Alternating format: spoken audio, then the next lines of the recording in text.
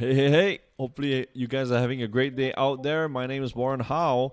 We are in the same week of video two, right? Video two of the week. And today we're going to be talking about how 90% of actively managed funds are actually losing money over the long term or not beating the market over the long term, and how, the 10% actually are. So if you realize, it's actually, sort of simple. What is actually effing us up and not making us, gain the potential, the true potential that we actually deserve, is from, our mindset. Mindset is actually the hardest thing to overcome, and there's so many success stories, right? The investor of Celsius, right? We got Elon Musk, we got Jeff Bezos, we got so many success stories of people who are reinvesting in their business, for the long term, and trusting in their own business, trusting in their own qualitative, their innovation, they're continually growing. What I'm trying to say is that if we do not have, if we don't look at these qualities and have a longer term horizon, we will be part of that 90%. Yeah, whether we like it or not. So we have been sort of studying, and over a 15-year period, right? What are the things that the difference? What are the differences that the 10% is actually looking at, rather than the 90%? The 10% who are actually beating the market, like by a mile, right? What is actually the reason? So in total I have 8 to 10 steps. I will only be talking about 4 today, right? So there's a part 1. Stay tuned for the part 2 next week. Yep. So why? How can we be the 10%? Yep. Number 1 is investing with a business owner mindset. This sentence is so simple, but not a lot of people utilize it. Not a lot of people actually really think about it. So when it comes to investing, whether we like it or not, it's a continuous process. It's an ever, lasting process that we still have to learn things every day. And regardless of that, we need a sort of business sense when it comes to investing. If the story of, this guy who invested in Celsius is amazing. He grew his money like 10, 20 folds, and, listing it. My point is, right, if we have that conviction in the company and we are looking at as though it's a business, it will change your mindset entirely. This is timeless, by the way. And how do we, continuously improve being a better investor? We have to be looking more, on that specific field. So let's say you invest in EV companies, or, food, plant-based related companies, whatever it is. Who are you talking to in the market? Who are you talking to in the industry that is actually helping you refine the thesis, right? That's number 1. Are you attending their conference calls? Are you actually talking more with the business and thinking like a business owner mindset, right? Because as a business owner, of course, we want better cash flows. Of course, we want better net income. But what if the company is not even generating all of that? So we need to depend on other sources of, catalysts for us to be building a bullish thesis. Now, after you have built all that, right, and we have been going on and on about this since previous videos, all our live streams, we've been talking about this. And I don't mind repeating again, right?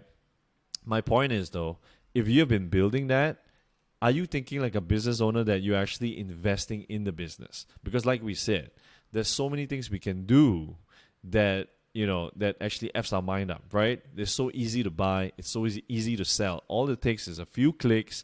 But imagine if you are actually investing in your private business, your friend's business, right? Your family's business, you won't be able to liquidate that like instantly. So that is a flip side to stocks, because that's how I love it, because it's very liquid. But it will also sort of F your mind up if you do not know how to control your emotions and build that emotional, fortress around it. You'll be, letting the price, the stock prices, affect your thinking, and you could be selling out on a potentially great company. So investing with a business owner mindset is very simple. You got to think like the business owner in a way that you'll be holding this for X amount of years. Yep. Imagine you're the CEO.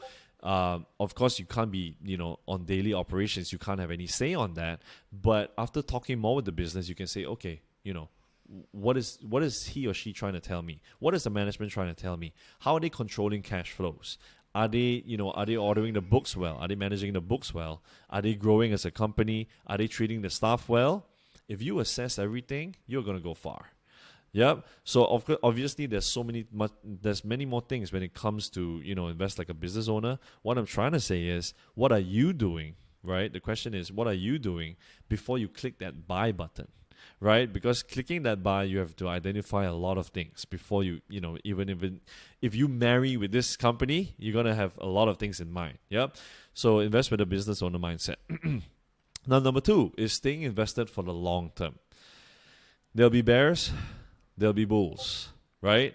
But also there'll also be pigs. And you know the saying, pigs get slaughtered, right?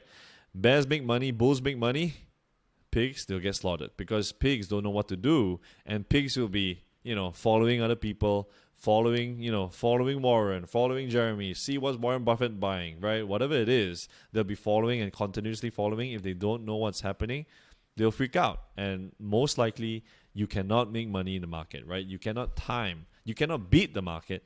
Well, I mean, you cannot time the market, right? Thinking that you can actually beat Mr. Market in terms of short term. So we have to stay invested for the long term. Whether we like it or not, just stay invested. Where's your money going to go? You put it in the savings, right? I'm from Malaysia. You put in savings in Malaysia, you're going to lose to inflation. You put it in bonds, you're going to lose to inflation. It's crazy. It's insane, right? I mean, for someone who has a few billion, right, few billions, you can have the luxury to be putting in bonds because you want it to be safe. It's risk-free. But for someone who's actually, managing 7 figures, 6 figures only, having a 6-figure portfolio, to me, it doesn't make sense to be putting our money in bonds. So, not investing is actually the biggest risk. Now, but staying invested, right, that's another trick. Because if you stay invested, you identify your game plan. The idea is to be holding more shares of a highly convicted stock over the long term. You can have your NAV, net asset value, to grow from 6 figures to 7 figures in a 5-year period, 6-year period. Because all of those stocks that you have been holding will propel you to reach there. Got it? So stay invested for the long term on high quality growth companies, right? Depending on the company. But these are things to take note of. Number 3 is taking advantage of Mr. Market. Okay, taking advantage from Mr. Market. Now, how are you going to take advantage, right? That's why I personally have that 70-30. I constantly keep myself in the loop in the market, constantly tell myself, okay, this is, what should we, how do we read sector rotation? How do we read thematic plays, right? I've been discussing more and more about this during our live streams. So how do we take advantage of Mr. Market, right? If there's something to take note, obviously. If you want to time the market, meaning that you think that the market is going to crash, you're going to sell all your stocks, even your long-term holding stocks, I want to tell you, you do that repeatedly, you're going to lose money. It's as simple as that. We can never time the market, right? Always time the market in the long run, which means more time in the market. Yep, we're not trying to time the market to say that, okay, next year is going to be a crash, I'm going to sell all today. No, that's not how it works, right? We want to take advantage of Mr. Market. We want to beat it, having the mindset to beat Mr. Market. How do we do that is to prolong the investment journey, because the compounding magic actually works towards the end. Yep. So taking advantage of Mr. Market, that's number 3. Number 4 is require a margin of safety. Now, this line is so simple, but I can tell you, I don't even know the facts, but I can tell you probably based on my experience, 80% of the people don't have this. Now, what is a margin of safety? That's your cushion right there. Okay, your cushion on what is the cost basis, what is the intrinsic value that it deserves, right? In your holding period, how long do you think that this company, their market cap is going to be, right? Or EV, right? Enterprise value in 5 years' time. My point is, what is the valuation that you think that they deserve in 5 years, right? If you have that margin of safety, that upside, if it's a growth company, if it's gaining versus if it's losing, then you'll have a very good indication of your margin of safety. If you bought at 100 and you think it's fairly valued, but if you deem that this stock is a potential 200 in 5 years, that is a 2x. Now that 2x is comfortable even on a conservative level. So you got to be projecting nicely on your bull case, conservative and bear case. Now what is your margin of safety then? Yep, you got it? So if you go in at a nice price, the only reasonable thing to do is to be piling on to more onto a growth stock that you have high convictions in for the long term, owning more shares, averaging up if you have to. If it goes down, then what's the reason, right? Assess why is it going down. Do you want to buy more? Yep, so that your margin of safety is fixed. You see what I'm getting at? So over the in the long term period, what is that figure? What is the price point that we want to set on your on your stocks? Do you have the margin of safety there? Yep. So I hope you got some value out of this today. This is a long one. I'll see you next week. Thank you.